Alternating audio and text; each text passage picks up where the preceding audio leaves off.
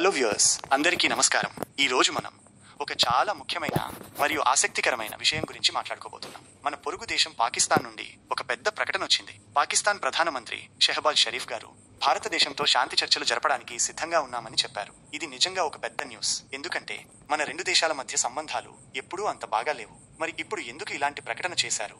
దీని వెనుక ఉన్న అసలు కారణాలేంటి?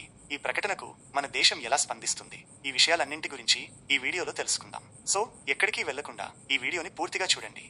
మన పొరుగు దేశం పాకిస్తాన్ ప్రధానమంత్రి షెహబాజ్ షరీఫ్ గారు మొన్న గురువారం ఒక ఆసక్తికరమైన ప్రకటన చేశారు. మన దేశంతో అంటే ఇండియాతో శాంతి చర్చలు జరపడానికి తాము సిద్ధంగా ఉన్నామని ఆయన చెప్పారు. కొద్ది రోజుల క్రితం ఇరు దేశాల మధ్య సైనిక ఘర్షణలు జరిగిన విషయం మీకు తెలిసిందే. ఆ సమయంలో పరిస్థితులు చాలా ఉద్రిక్తంగా ఉన్నాయి. అలాంటి సమయంలో పాకిస్తాన్ ప్రధాని ఈ విధంగా మాట్లాడటం నిజంగా గమనించాల్సిన విషయం.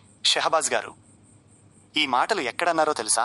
ఆయన పంజాబ్ రాష్ట్రంలోని కమ్రా ఎయిర్ బేస్ ను సందర్శించినప్పుడు ఈ ప్రకటన చేశారు. ఆయనతో పాటు ఉప ప్రధానమంత్రి ఇషాక్ దార్ గారు, రక్షణ మంత్రి ఖవాజా ఆసిఫ్ గారు, army chief general Asim Munir గారు, air chief marshal Zaheer Ahmed Babar Sidhu గారు కూడా ఉన్నారు. ఇంతమంది ముఖ్యమైన వ్యక్తులున్న చోట ఆయన ఈ విషయం చెప్పడం ప్రాధాన్యతను సంతరించుకుంది. చూడండి, ఇండియా మరియు పాకిస్తాన్ రెండు దేశాలు కూడా అణు ఆయుధాలు కలిగిన దేశాలు. కాబట్టి ఏ చిన్న ఘర్షణ జరిగినా అది చాలా ప్రమాదకరమైన స్థాయికి చేరుకునే అవకాశం ఉంది. ఇలాంటి పరిస్థితుల్లో శాంతి కోసం చర్చలు జరపడానికి సిద్ధంగా ఉన్నామని చెప్పడం ఒక మంచి పరిణామం. అయితే ఈ ప్రకటన నిజంగా చర్చలకు దారితీస్తుందా?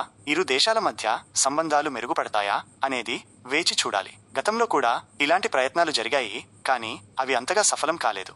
ఏది ఏమైనా పాకిస్తాన్ ప్రధాని చేసిన ఈ ప్రకటన గురించి మీ అభిప్రాయం ఏమిటో కింద కామెంట్ సెక్షన్లో తప్పకుండా తెలియచేయండి. అలాగే ఈ వీడియో మీకు నచ్చితే లైక్ చేయండి, మీ స్నేహితులతో షేర్ చేయండి, మరియు మన ఛానల్ను సబ్స్క్రైబ్ చేసుకోవడం మాత్రం మర్చిపోకండి. మరో ఆసక్తికరమైన విషయంతో మళ్ళీ కలుద్దాం. అప్పటి వరకు సెలవు. ధన్యవాదాలు. Don't forget to like and subscribe. Like and subscribe.